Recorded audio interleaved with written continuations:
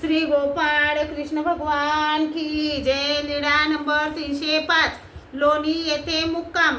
मग सर्वज्ञ लोणी येथे जायला निघाले, तेव्हा तो पुजारी लिंगाला स्थर्पण करून जात होता। सर्वज्ञ म्हणाले, वानऱ्या, याला थांबवावं। भट्टोबास सामोरे गेले। भट्टोबास म्हणाले, अरे अरे गुरुवा, थांब। त्याला अशा कठोर बोलण्याचा राग आला, म्हणून त्याने परतून तसेच कठोरपणे म्हटले, काय रे महात्म्या? सर्वज्ञ भट्टोबासांना म्हणाले, अहो तुम्ही महात्मे, हे असे बोलणे शिवी नाही का? महात्मेंनी प्रिय वक्तेया व्हावे। मग सर्वज्ञ सामोरे गेले। सर्वज्ञ त्या गुरुबास म्हणाले, राणे हो, ह्या तुमची मुलं बाळ खुशाल आहेत?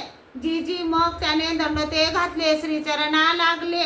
मग सर्वज्ञ देवळाकडे गेले, सभा मंडपात बसले। सर्वज्ञ म्हणाले, वानरेया, राणेंना विडा द्या हो। भट्टोबासांनी विडा दिला। सर्वज्ञ म्हणाले, राणे हो, तुमच्या गावी ब्राह्मणाची घरे थोडी तरी तुम्ही थोडासा पुढाकार घ्या हो जी।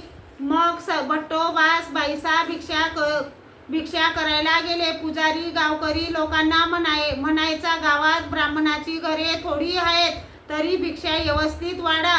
मग ते भट्टोबासांना बसायला पाट वगैरे टाकत भिक्षा देत। मग गावावेशी जवळ भट्टोबासांनी बाईसांच्या हातात जोडी दिली। परावर लोक बसलेले होते, त्यांच्या जवळ गेले व म्हणाले, अहो तुमच्या गावात ब्राह्मणाची घरे थोडी आहेत, तरी काही चणे द्या। मग त्यांनी चणे दिले। भट्टोबास घेऊन आले, सर्वज्ञांना दाखविले।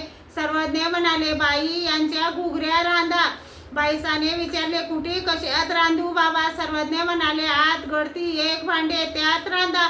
बाईसा तेथे रांधत आणि सभा मंडपात पूजा करत। अशा प्रकारे सर्व चांगल्या चण्याच्या घुगऱ्या रांधल्या। मग सर्वज्ञांना पूजावसर झाला। नंतर सर्वज्ञांना ताट केले, भिक्षान्न आणि घुगऱ्या ते असे जेवण झाले। सर्वज्ञ म्हणाले, भिक्षान्न खाल तर घुगऱ्या राहू द्या, घुगऱ्या खाल तर भिक्षान्न राहू द्या।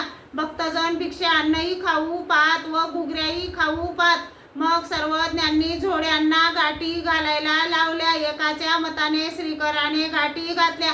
मग सर्व भक्तजनांनी सभा मंडपात काही घुगऱ्या व भिक्षान्न असे जेवण केले। मग सर्वज्ञ झोपले। श्री गोपाळ कृष्ण भगवान की जय।